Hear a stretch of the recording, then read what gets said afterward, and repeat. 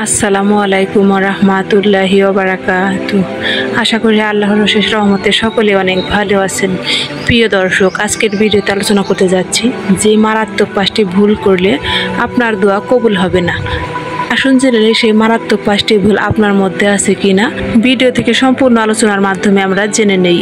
আল্লাহ রাব্বুল আলামিন আমাদের সৃষ্টি করেছেন কেবল তারই ইবাদত করার জন্য, আর ইবাদতের সবচেয়ে বড় শক্তিশালী অস্ত্র হচ্ছে দোয়া।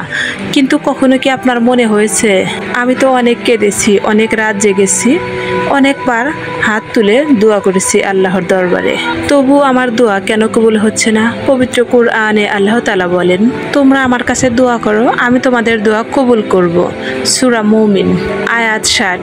আরবি দোয়া শব্দের অর্থ ডাকা, আহ্বান করা, প্রার্থনা করা, কোনো কিছু চাওয়া ইত্যাদি।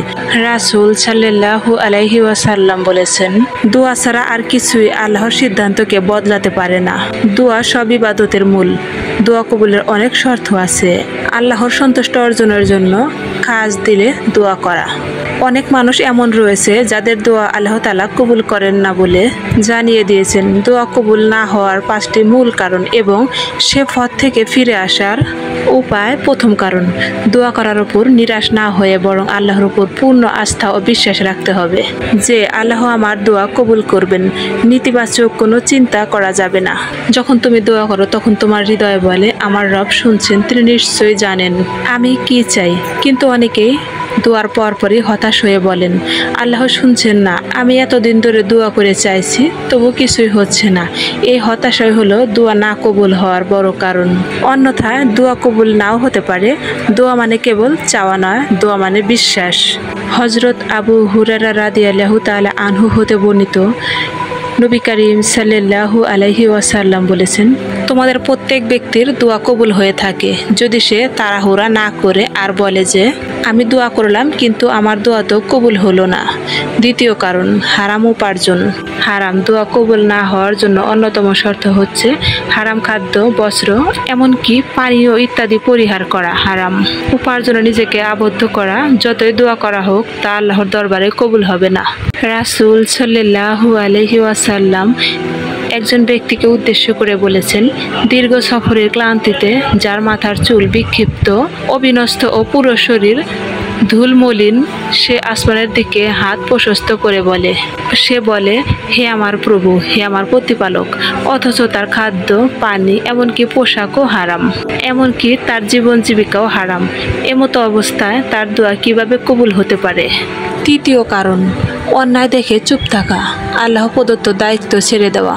হুযায়ফা ইবনুল ইয়ামান রাদিয়াল্লাহু তাআলা আনহু হতে বর্ণিত, নবী করিম সাল্লাল্লাহু আলাইহি ওয়াসাল্লাম বলেছেন, ওই সত্তার কসম যার হাতে আমার প্রাণ, নিশ্চয় তোমরা সৎ কাজে আদেশ করবে এবং অন্যায় কাজে প্রতিরোধ করবে।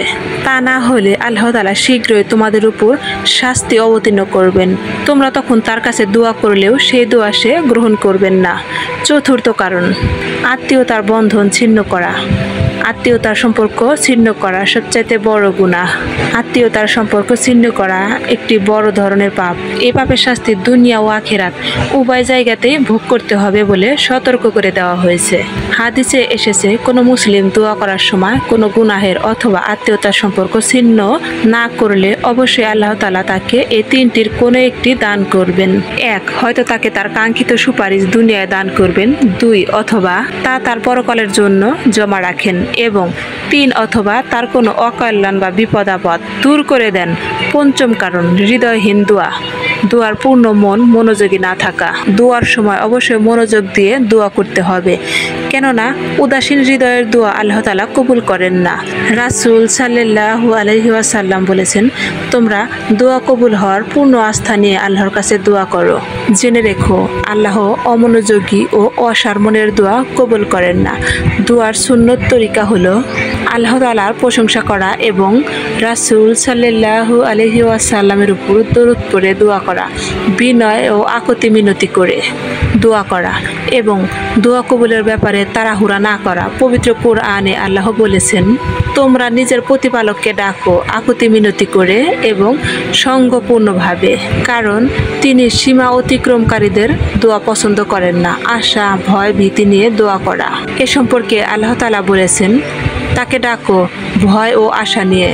দোয়ার আগে আল্লাহর প্রশংসা করো। প্রিয় নবীর উপর দরুদ পাঠ করে নিজের গুনাহ স্বীকার করে কেঁদে কেঁদে বলো, আমি ভুল করেছি, তবু তোমার দরজায় এসেছি। দোয়া কবুল হওয়ার কিছু গোপন চাবি। তাহাজ্জুদে উঠো, রাতের গভীর অন্ধকারে দোয়া করো, কারণ তখন আসমানের দরজা খোলা থাকে। মাজলুমের দোয়া, যার উপর জুলুম করা হয়েছে তার দোয়া ফেরত দেওয়া হয় না। এবং মা বাবার দোয়া, তুমি যদি চাও আল্লাহ তোমার দোয়া কবুল করুক, তাহলে তুমি তোমার মা বাবাকে খুশি করো। আল্লাহর নাম নিয়ে দোয়া করো। ইয়া রহমান, ইয়া রাহিম, এ গাফফার, এ নামে ডাকো, কারণ আল্লাহ বলেন, তোমরা আমাকে আমার সুন্দরতম নামগুলো ধরে ডাকো। দোয়ার সঠিক পদ্ধতি হলো, উজু করে কিবলামুখী হয়ে বসে আল্লাহর প্রশংসা করো, তারপর রাসূল সাল্লাল্লাহু আলাইহি ওয়াসাল্লামের উপর দরুদ পাঠ করে এরপর নিজের গুনাহের স্বীকারোক্তি করে বিনতীভাবে অশ্রু নিয়ে আল্লাহর কাছে দোয়া করো। দোয়ার শেষে আবার দরুদ ও আল্লাহর প্রশংসা করো। এইভাবে দোয়া করলে দোয়া অবশ্যই কবুল হবে ইনশাআল্লাহ। আল্লাহ সবাইকে সুন্দর মতো দোয়া করার তৌফিক দান করুন, আমিন। কমেন্টে সবাই আমিন লিখে যাবেন, কেননা কার আমিন কখন মহান আল্লাহ তাআলা কবুল করে নেবেন সেটা আমরা কেউই জানি না। তাই কমেন্টে একবার হলেও সবাই আমিন লিখে যাবেন। প্রিয় দর্শক, আজকের ভিডিওটি এ পর্যন্তই। দেখা হবে আবারও কোনো নতুন ভিডিও নিয়ে। সে পর্যন্ত সকলে ভালো থাকুন, সুস্থ থাকুন। আল্লাহ হাফেজ।